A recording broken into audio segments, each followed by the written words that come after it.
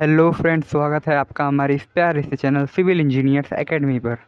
दोस्तों, जब भी कहीं कंस्ट्रक्शन का कार्य होता है तो वहाँ पर साइट इंजीनियर और सेफ्टी इंजीनियर की बहुत ही बड़ी भूमिका होती है।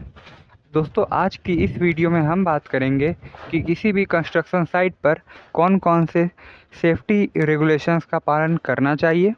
इसमें सबसे पहले आता है पर्सनल प्रोटेक्टिव इक्विपमेंट यानी पीपीई। सेफ्टी इंजीनियर को यह इंश्योर करना चाहिए कि कंस्ट्रक्शन साइट पर काम करने वाले सभी workers hard hat, steel toed जूते, हाई विजिबिलिटी वेस्ट्स और सेफ्टी गैजेट्स, इसके अलावा ईयर प्रोटेक्शन के लिए कुछ पहने।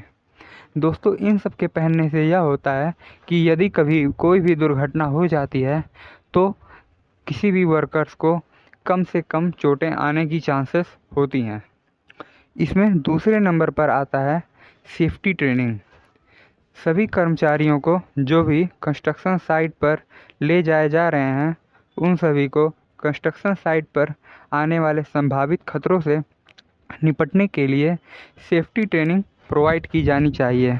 इससे न केवल वो अपनी सुरक्षा का ध्यान रख पाएंगे, इसके साथ ही साथ अपने साथी वर्कर्स की भी सुरक्षा का ध्यान रख पाएंगे, जिससे दुर्घटनाएं होने की संभावना काफ़ी ज़्यादा कम हो जाएंगी। तीसरे नंबर पर आता है फॉल प्रोटेक्शन।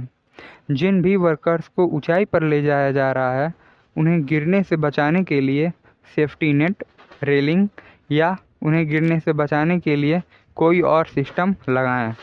इसके अतिरिक्त श्रमिकों को भी गिरने से बचाने के लिए प्रशिक्षित किया जाना चाहिए, जिससे कि दुर्घटना की संभावना कम से कम हो सके। चौथे नंबर पर आता है स्कैफोल्ड एंड लेडर सेफ्टी।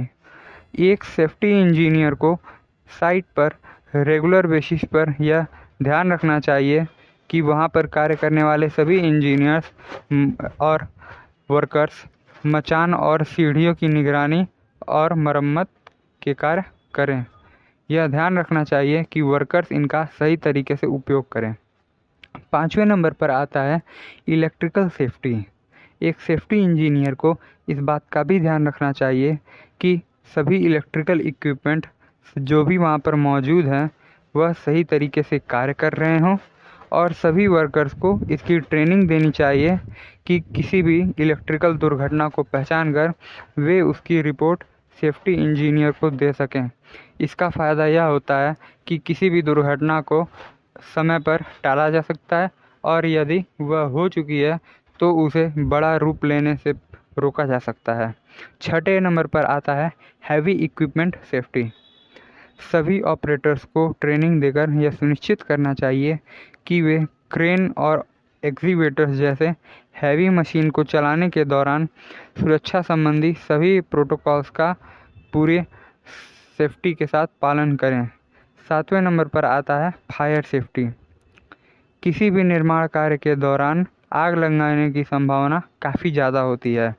इससे बचने के लिए सभी वर्कर्स को सेफ्टी रेगुलेशंस जैसे फायर रेगुलेशंस का और फायर अलार्म्स को मेंटेन करना चाहिए, और साथ ही साथ इस तरह की कोई दुर्घटना होने पर सुरक्षा किस प्रकार बरती जाए इसका प्लान भी बनाए रखना चाहिए। इसके साथ ही रेगुलर बेसिस पर फायर ड्रिल्स करनी चाहिए। आठवें नंबर पर आता है ट्रैफिक कंट्रोल। जब भी हम किसी भी रोड के किनारे कंस्ट्रक्शन करते हैं, जैसे कि घर बनाना, पुल, फ्लाईओवर, अंडरपास इत्यादि बनाना हो, तो हम ट्रैफिक को बंद नहीं कर सकते। इसलिए इसे कंट्रोल करने के लिए हमें कंस्ट्रक्शन साइट के चारों तरफ बैरियर्स, झंडे, साइन बोर्ड इत्यादि लगा देना चाहिए, ताकि ट्रैफिक उस साइड से कुछ दूर होकर चले। नौवें नंबर पर आता है फर्स्ट एड मेडिकल फैसिलिटीज। हम सभी कंस्ट्रक्शन साइट पर किसी भी प्रकार की दुर्घटना को रोकने के लिए भरपूर प्रयास करते हैं, परंतु कई बार यह वर्कर्स को दुर्घटना का शिकार हो जाते हैं। इसके साथ ही इंजीनियर्स भी कई बार दुर्घटना के शिकार हो जाते हैं। ऐसी स्थिति में उन्हें त्वरित प्राथमिक उपचार देने के लिए कंस्ट्रक्शन साइट पर फर्स्ट एड और मेडिकल फैसिलिटीज की सुविधा उपलब्ध होनी चाहिए। 10वें नंबर पर आता है इन्वायरमेंटल प्रोटेक्शन। प्रकृति के कारण ही मनुष्यों व जीव जंतुओं का जीवन इस पृथ्वी पर बचा हुआ है। जब भी कोई कंस्ट्रक्शन वर्क किया जाता है तो पर्यावरण को भारी मात्रा में नुकसान होता है, जिसका असर कहीं न कहीं हम सभी मानवों के ऊपर देखने को मिलता है। सेफ्टी इंजीनियर की यह जिम्मेदारी होती है कि नुकसानदायक मटेरियल का सुरक्षित तरीके से डिस्पोजल किया जाए और पर्यावरण को कम से कम नुकसान हो। 11 नंबर पर आता है रेगुलर इंस्पेक्शन। किसी भी कंस्ट्रक्शन साइट पर सुरक्षा बनाए रखने के लिए सेफ्टी इंजीनियर्स को रेगुलर बेसिस पर सभी मशीनरियों का जायज़ा लेना चाहिए और यह ध्यान रखना चाहिए कि किसी भी सुरक्षा में किसी भी प्रकार की शिथिलता नहीं बरती जाए। 13 नंबर पर आता है 12 नंबर पर आता है noise pollution and vibration control. जब भी कंस्ट्रक्शन वर्क चल रहा हो तो भारी मात्रा में शोर और वाइब्रेशन रिलीज होता है, जिसके कारण साइट पर काम कर रहे किसी भी वर्कर्स के मेंटल और फिजिकल हेल्थ पर काफ़ी ज़्यादा बुरा प्रभाव देखने को मिलता है। सेफ्टी इंजीनियर को यह इंश्योर करना चाहिए कि नॉइज और वाइब्रेशन को कम से कम किया जाए, खासकर रेजिडेंशियल एरियाज़ में, ताकि वर्कर्स और वहाँ पर रह रहे आसपास के लोगों को किसी भी प्रकार की मेंटल और फिजिकल इश्यू का सामना न करना पड़े। 13 नंबर पर आता है hot work safety. Construction work के दौरान वेल्डिंग, कटिंग, सोल्डरिंग जैसे कई सारे हॉट वर्क्स बड़ी मात्रा में होते रहते हैं। इनमें हाथ इत्यादि जलने के चांसेस काफ़ी ज़्यादा होते हैं। सेफ्टी इंजीनियर्स को हॉट वर्क के लिए स्ट्रिक्ट प्रोटोकॉल्स बनाने चाहिए और वर्कर से उनका प्रोटोकॉल काफ़ी सख्ती से करवाया जाना चाहिए।